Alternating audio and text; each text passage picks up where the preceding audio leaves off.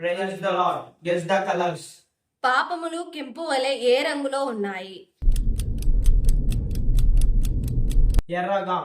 యేసుకు ముళ్ళ కిరీటం పెట్టి ఏ రంగు వస్త్రములు తొలగించారు? ఊదా రంగు. పరలోకంలో లెక్కింపజాలని జనసమూహం ఏ రంగు వస్త్రములు ధరించుకొని ఉండడం యోహాను చూశాడు? తెల్లని వస్త్రములు.